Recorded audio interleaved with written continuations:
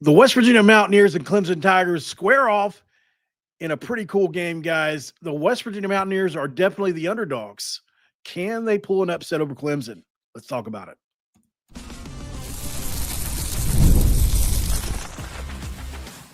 You are Locked On West Virginia, your daily podcast on the West Virginia Mountaineers, part of the Locked On Podcast Network, your team every day. What is up, guys? Welcome back in. My name is Mountaineer Paul. I am your host. Welcome back to the Locked On crossover. We're with Clemson's Morgan Thomas, man. How you doing today, brother? I'm doing well. Thanks for having me on. This is pretty new to me. I don't know if I've ever done a show for or with a West Virginia fan or host, so it's pretty awesome. Yeah, it is cool how we have this network of people we work with that we can just reach out to and cross over. So I enjoy it. Obviously, yeah, as far as another Clemson fan, no, I haven't done one either. And it seems like the last time we would have had a chance would it be the Orange Bowl? Have we played since then? Don't remind me. I don't even want to think about that. I had to. Look, you guys came out on the better end of that. Let's just keep it real. You know, there's a lot more parallels to that as well. We had Taj Boyd, and then he went to Clemson, right? And Geno Smith came in as a result of that. So there's a lot of parallels to that game and those two teams. Now you have Rich Rod, as you mentioned. When I was younger, he was at Clemson. So very true. You guys know a lot about. He was very successful at Clemson as well. So, yeah. So a lot of stuff going on here. Obviously, this is basketball. Like you were saying before we got on here, having to flip the brain to basketball mode, not always easy. But Clemson comes into here, Brad Brownell's been there for 16 years and probably on the verge of being fired a couple times. And then all of a sudden am I wrong in saying that? No, he always has there's been speculation. Yeah, he always has one player every year that just goes on a tear at the end of the season and saves his job. I mean, there's been a lot, I do a lot of work for the flagship station down here in the upstate, 105.5 The Roar. We syndicate all the games. We distribute all the games. And there's been a lot of people who call in during the weekday that just want him gone over all these years because Brad is the winningest coach for Clemson, but he's also the losingest coach for Clemson. So it just because he's been around that long. But, more recently, especially during the NIL and transfer portal era, he's kind of embraced flipped it around. And, the thing about Brad Brownell is he just never really was that guy who was a great recruiter. And he hates I don't want to say hate, but it doesn't seem like he's kind of the AAU guy, right? At least with the money bag and kind of thing. But what he does do well at is evaluating players, is scouting them, maybe not so much recruiting them, but that's where the transfer portal has really just allowed him to flourish because he knows the guys he needs to fit his system.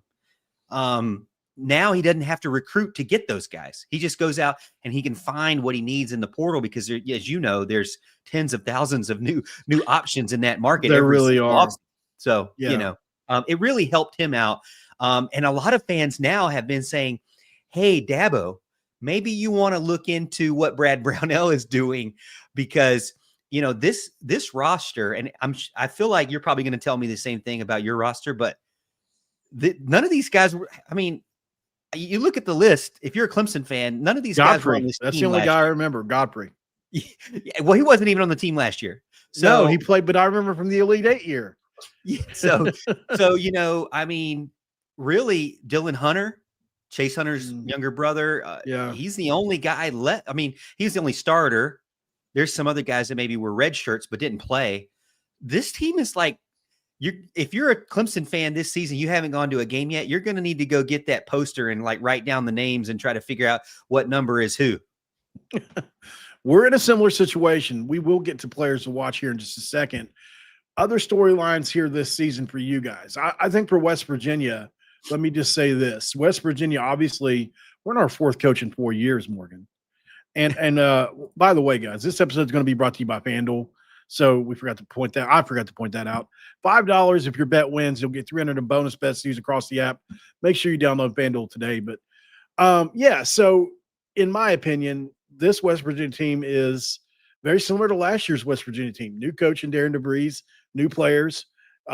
Indiana comes calling, Darren's gone. The year before that, Josh Eilert replaced Bob Huggins. The year before that, Bob Huggins got fired. So it's been an incredible 4-year run for West Virginia, unprecedented in basketball. We were so stable and successful for so many years. And now here we are.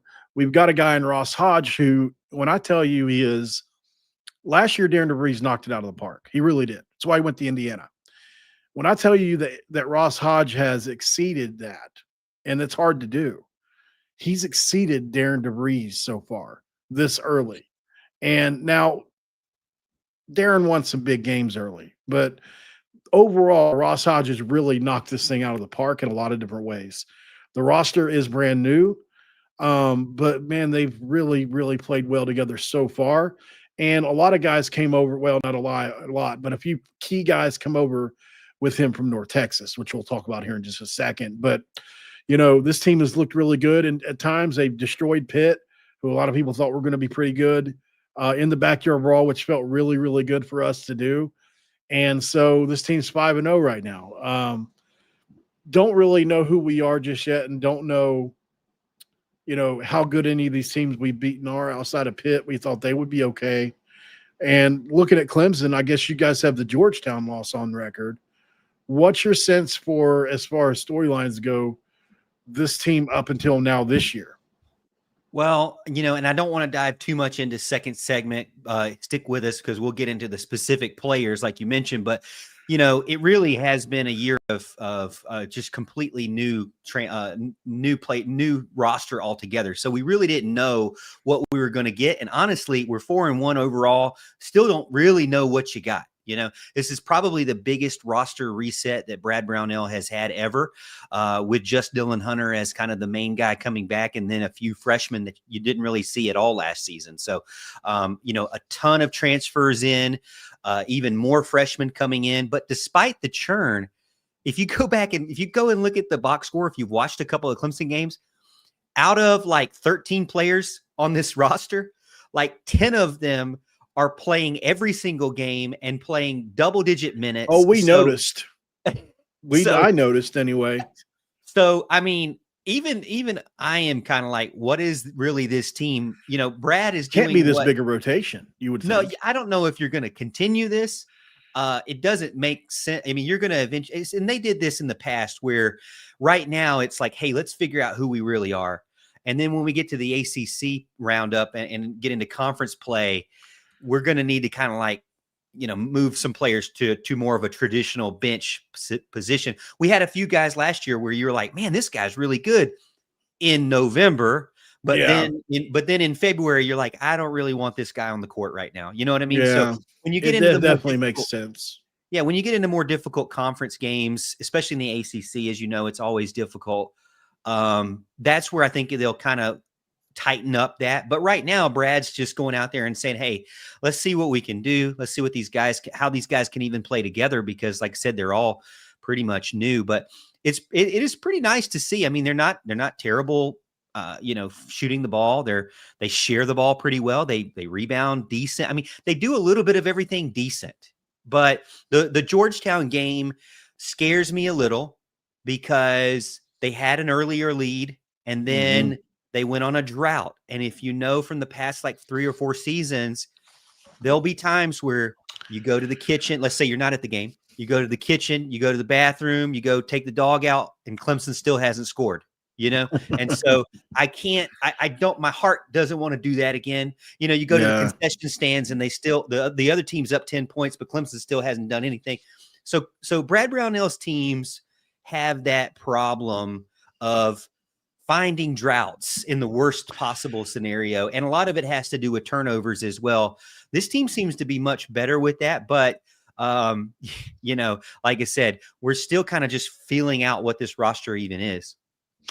Yeah. Last quick little point I'll mention is, to your point, tempo, Clemson is 352nd nationally, which is last in the ACC.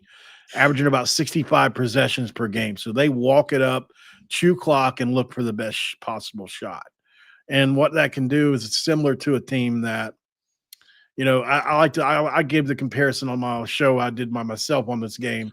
It's kind of like how Rich Rod is going to do what he does no matter what. He's going to go fast, whether they're up 20, whether they're down 10. It doesn't really matter. And a lot of times what happens is your own offense can kind of get you bogged down, put you in situations to where, and so that's kind of what happens with Brad Brownell and the Clemson team is, when your pace is so slow and you're looking for the best shot so often, it's not really a great recipe for when you need to make a comeback or something like that. So, I mean, I'm sure there's nuance to it. You can shift in and out of tempo, but generally, I mean, 65 possessions a game is low in college basketball. So, yeah. Let's take a quick break, and I think we'll get to know some of these players. West Virginia's got some interesting storylines on the player side of things. I'm really interested to know what some Clemson storylines are on the players right after the break.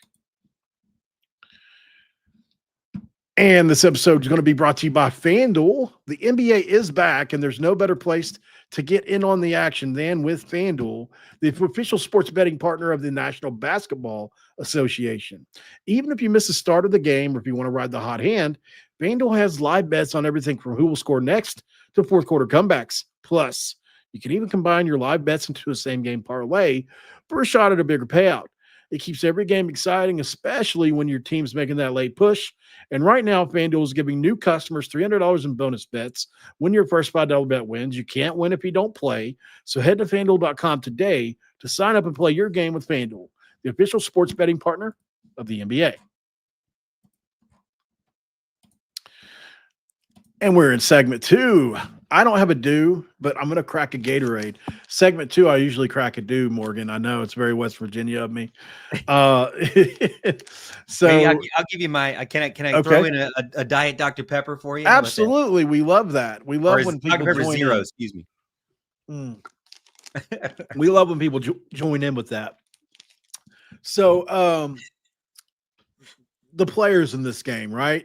Looking across the Clemson roster, you guys have got 6'10", 6'10", 6'10", 6'10". Like, you guys are big. What does Brett Brownell always like to? And you got Godfrey back, who is an absolute. I was trying to explain to my listeners last show or the show before how Godfrey looks like a defensive end. He plays football too, or no? No. Trying to remember that backstory about him. I thought he played football from the when they went to Elite Eight. Obviously, he had a really big game in one of those games. I'm sure he can, probably he's monster. They've got Ian, that football team's got Ian Shefflin this year, but they at tight end, but they really haven't used him other than, and sparingly. But, you mentioned about RJ Godfrey. It was great to have him back. He left for Georgia, and a lot of the fan base really hated that because he was very much loved by the Clemson faithful. And he's holding his own right now, 10 points per game, 6 rebounds. He's kind of the guy that's going to hit the boards.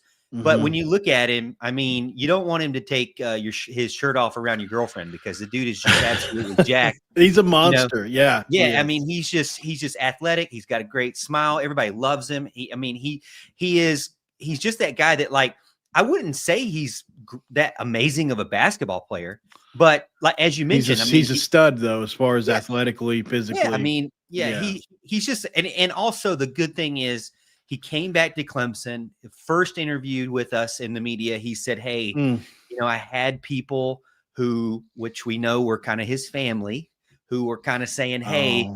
Go to Georgia because that's kind of where the family was there with him and his dad and stuff. And so, Shucks. But he always had a heart for Clemson. He even said in the first couple of weeks with Georgia, he decided in his mind, like, I'm coming back to Clemson.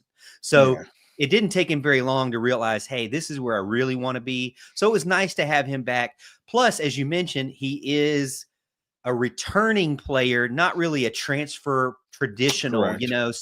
So I do trust him to run the Brownell defense. I do trust him to be out there and take up a bunch of minutes. The biggest thing that you couldn't trust him with before was the fouls, man. He would do some of the dumbest fouls. And so now We haven't seen that yet, but it's still early. All right, Paul. I'm still kind of jaded here. I mean, if he goes out at half court and picks up a ticky tack, I might lose it. Okay. Oh no. I mean, the thing is, it's like that's where and those things kind of start. You think those things aren't going to hurt you, but those are the things where then if he has too many fouls for the amount of time left, Brownell will sit him. And then that could disrupt the scoring. And then all of a sudden you've got 5-6 minutes of no scoring. So it's little things like that all of a sudden become bigger and start these droughts that we've seen with Clemson. Because Brad's very calculated with how he rotates and benches people and gets some breathers. And also he's extremely calculated with how he does his foul trouble guys, because he wants to manage the game very meticulously. But in some ways it kind of catches him and puts him into droughts as well. So Godfrey's also a big one. They're still trying to find they're not a great 3-point shooting team, but they have Jake Walleen, who is a transfer. And he's like this really big, tall guy, as you mentioned, another tall guy, but he's, I think for the last 3 games, popped a couple of key threes. Even in the Georgetown game, they kind of let it get away from him, and he hit a couple of threes to make it closer on the scoreboard. But to me, a lot of the Clemson faithful, diehard basketball fans, we're just circling Zach Foster. He's not a guy you would think is statistically right now like a superstar. But everybody in the building believes that he is the next superstar. He is the X factor. He can do all the shots that nobody else can do. He's just, and what a dunker he is as well. yeah. That dunk earlier this week was great, incredible. But he's just young, so right. He's just got to figure it out. We'll see how it goes. The team plays very well together, and as you mentioned, 10 guys that have played every single game that have over 18 minutes. You guys have 11 guys getting minutes. I don't know how that's even statistically possible. It doesn't make sense, but right. Brownell's doing it somehow. So, a lot of question marks about how they'll do it. Carter Welling, obviously the WAC Defensive Player of the Year from Utah Valley. Yep. He's leading the team in scoring. But when you talk about these guys who are leading the team, they're, I wouldn't say they do one thing amazing. They just do a little bit of everything decent, So on West Virginia's side of things, it's been an interesting season so far. Obviously, like I said, we destroyed Pitt. That was really fun. Ross Hodge has a unique, first of all, absolutely crushing it in the high school ranks, back to back. Well, we just signed a 5-star yesterday, or day before yesterday, Miles Sadler. Right now, they had a guy reclassified to this year that would have been a 26. He's in our rotation right now. So he's absolutely crushing it right now. We're really loving Amir Jenkins, but West Virginia in the portal brought in a guy by the name of Honor Huff, who led all of college basketball in threes made last year. He was 8 for 9 last game from 3. You know how hard that is to do. 8 for 12 is a heater, right? 8 for 13 or even 8 for 16 is like 50%. So yeah, I mean it's wild to think, but he's just that good. One of the best 3-point shooters I've ever seen. So he is going to be, and what he does is he opens up the middle for West Virginia, obviously.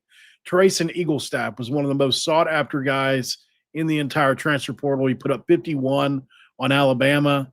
He put up 40 on South Dakota. He's just an absolute scorer. He is averaging less than 2 points a game. He averaged 19 points a game last year. He went from a 30% usage rate, Morgan, down to probably less than 5%. And he's just not able to. He hasn't found his way yet. We all think it's going to come at some point for him. It's not a talent issue. He's truly a fish out of water right now. So for Clemson, West Virginia is going to give back a player that will probably be slot in as one of our best scorers. So we're really looking forward to that as well. And Chance Moore, the St. Bonaventure transfer who averaged about 13 and 7 last year. He is a 6'6" wing that can slide down and play the 4 if you really need him to. really good rebounder. He's probably going to get some of that Eagle staff time while we wait for him to kind of come along. But West Virginia has had 5 leading scorers in all 5 wins. So, at the end of the day, this is a team that right for now has figured it out. Freshman DJ Thomas had 25 points last game. It's just been one player after another, and it's a group that goes 8-9 deep. And so far we've been pleasantly surprised with almost everybody in the group. Harlan Obioha had a 100% shooting performance, 8 for 8 versus Pitt. So we've had guys really do well and go on these heaters. Clemson's favored in this game for a reason, though. I think there's probably not a lot of data on either team, but I would say that based on what Brownell's done the last couple of years, you got you guys 2 straight tournaments. Even though you're bounced by McNeese, I mean, a lot of people will be bounced by McNeese. They had actual Power 4 talent on that team, so it's not like it's a regular mid-major, in my opinion, that you guys lost to last year. Certainly coming off the Elite 8 year, it was a disappointment. But I think overall, man, I'm at the spot now where I think we're just waiting and seeing on both teams. Even though West Virginia's 5-0, really haven't, how good is Pitt? I don't know, so I'm curious what you think. But it's going to be an interesting game of styles clashing. I was going to say this too really quick. So you guys are really slow-paced. We're kind of a slow-paced team as well. But but Ross Hodge, we're ranked top 50 in every defensive metric you can possibly find. Ross Hodge, second to Houston, 2 years in a row at North Texas in no total defense. This is the staple of his program, his defense. And he loves to get teams sped up. And so if West Virginia can, and this will be one of my keys later, I'm giving it away now. If West Virginia can speed up Clemson in this game and get you out of that slower rhythm that you like to be in, I think this could be something to look for in the game. Yeah, I don't want to give away mine either, but I do agree with you. When I look at some of the highlights, I haven't watched a full game of West Virginia, but when I look at the highlights, when I look at the roster, the height, with your center, Obioha, I hope I said that right, but he kind of scares me. And then Honor Huff, as you mentioned, he actually, used to date one of our women's basketball players. And, so there's a little bit of bitterness there. I guess. Is it really? Interesting. But as you mentioned, I mean, he is a killer at 3. And that's the thing is if you can't drive in and then you get in foul trouble and then you go through a drought and then you have Huff just dropping a bunch of 3s during that same time, I'm not sure if Clemson can come back. As you mentioned, a spark plug. How can a slow playing team like this come back if you get a 3-point killer out there? It's happened in the past, and it could very much happen again. After the break, guys, we'll discuss the game keys and give a prediction. Who does each guy think will win in this game? We talk about that next.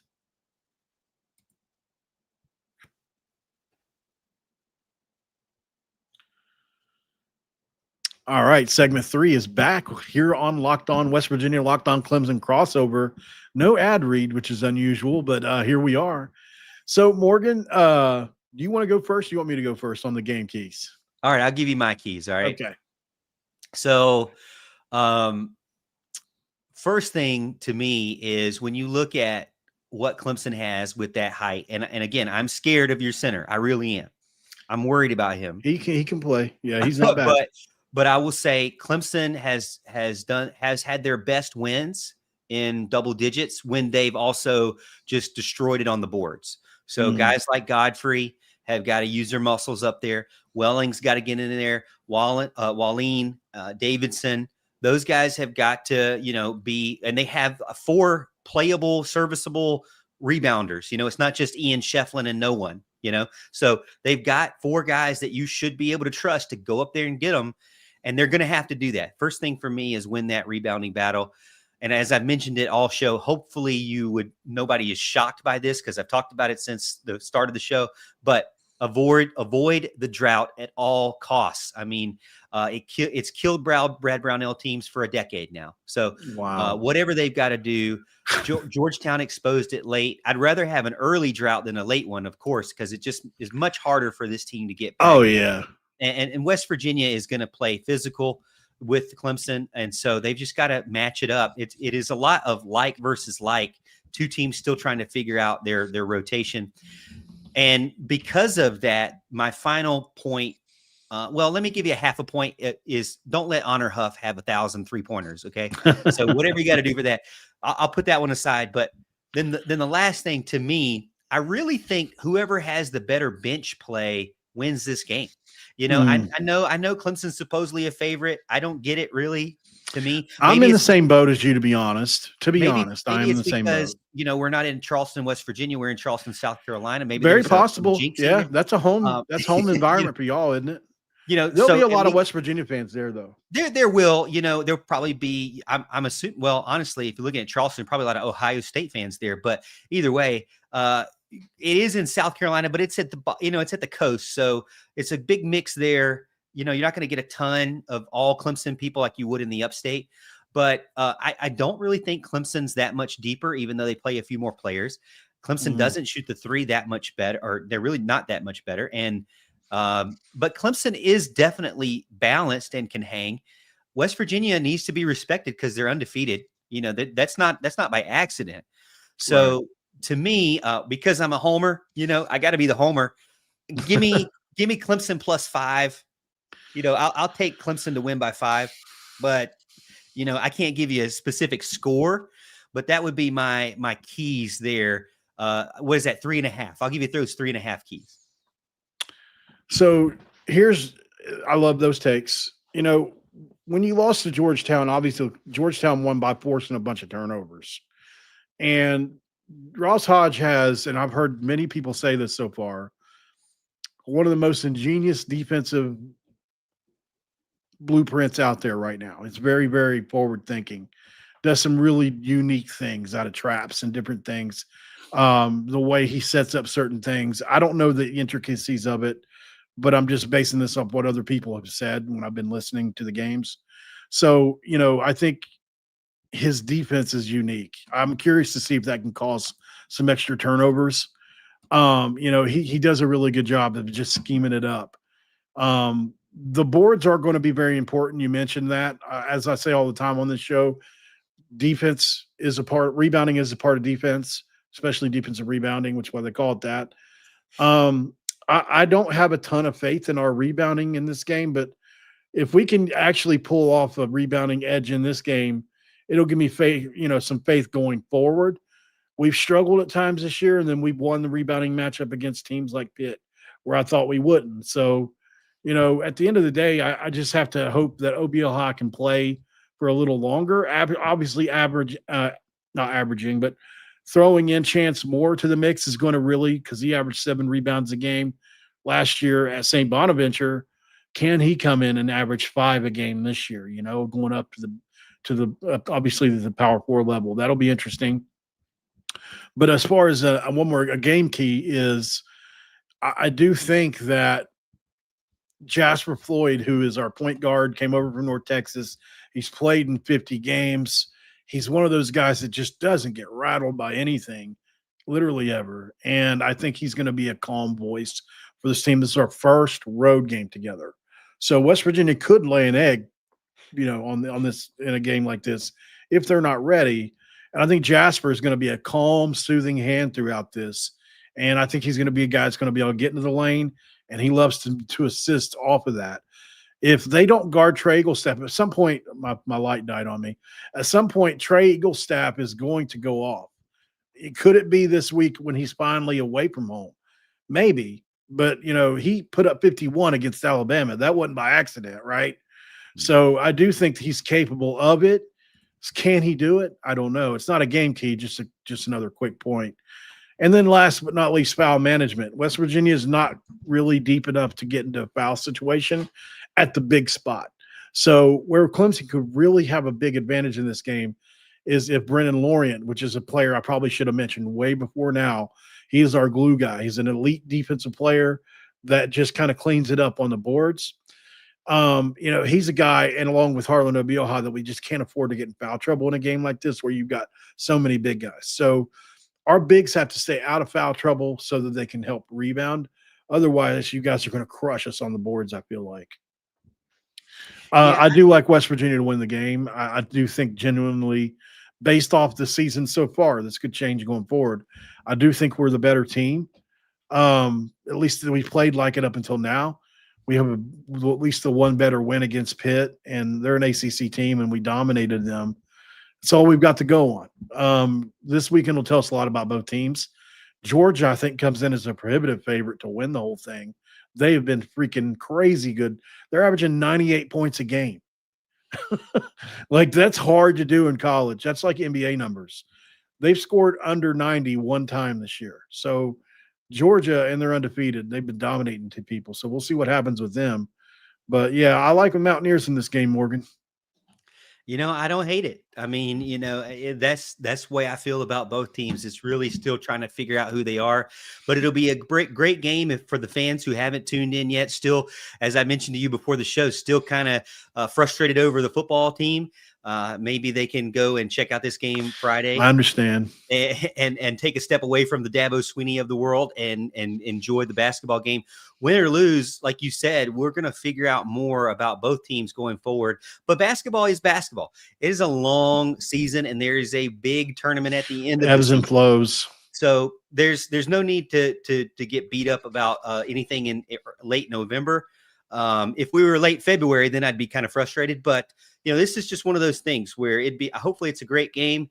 We can learn more about each team and then get both rosters ready for their conferences. Absolutely. Couldn't have said it any better, man. And on the football side of things, I guess, I'm curious. I've heard people say this. I wanted to ask you a football question really quick. I've heard people say, I can't figure out if Lincoln is not Lincoln, his brother. I was calling him Lincoln. Garrett Riley. I've heard people say, I can't figure out if Garrett Riley is a terrible play caller or if Cade Klubnik is not the right quarterback to execute these plays. Do you know the answer to that question? Paul, you must have been listening to my radio show Tuesday night. I talked about this for about 2 hours, and I think all of the upstate still doesn't know. It is one of those things where sometimes it's like, man, that was not a very smart play call. But then sometimes it's like, is Cade really worked for so trustworthy? long, But the one thing that you can say is that he's had success over multiple teams. There is still some frustration with the TCU run is like, and to me, this is the big frustrating season because this was supposed to be the season that you would lose maybe one game. This was not supposed to become the worst ever season Dabo Swinney has ever had as a head coach. Not a talent issue. It's a talent issue when it comes to depth. It's a talent issue when it comes to the starters not playing to their potential. You've got TJ Parker, Peter Woods, both are on all the mock drafts. They're on all the mock drafts. Top first round draft picks, but you never really hear their name called on Saturdays. And so that's been really one of the biggest frustrations is just your stars not really scaring the opposing team. Wow. I'm going to address a comment that really is really nice. Bill Austin Media. This is really nice of you to say. I don't typically do this, but so did you know that Locked On West Virginia was inducted in my college YouTube channel Hall of Fame? Congratulations. We really talk you up. I appreciate that. That's an extremely nice thing to say. Very, very much. I appreciate that. Guys, I appreciate y'all for joining us on the live. Appreciate Morgan for being a good sport. I don't even think he knew it was going to be a live until right before we got on here. So really we had fun talking to you. Make sure you check him out. As he said a few times, he's on the flagship station down there in Clemson, and I'm sure does an incredible job over there. Where can everybody find you? Yeah, well, obviously with Locked On Clemson on YouTube or wherever you listen to podcasts, and over on X at the Morgan T Show. I talk all things Clemson. If you want to give me a follow, that's one thing I love about Locked On is you don't have to. There's such a big network that if you want to sneak around and see what the opposing teams are dealing with, you can with some channel on Locked On. There is probably a show out there with an opponent or another team where you can sneak in and see what's happening. And the funny thing that I've found, Paul, is when I go and I get so frustrated with Clemson and I say, let me check out what this team's doing. And then I'm like, wait a minute, Michigan's having all the same problems. West Virginia's having all the same problems. They don't like their quarterback either. Yeah. So it's kind of funny when you're a fan, you get so stuck in one thing.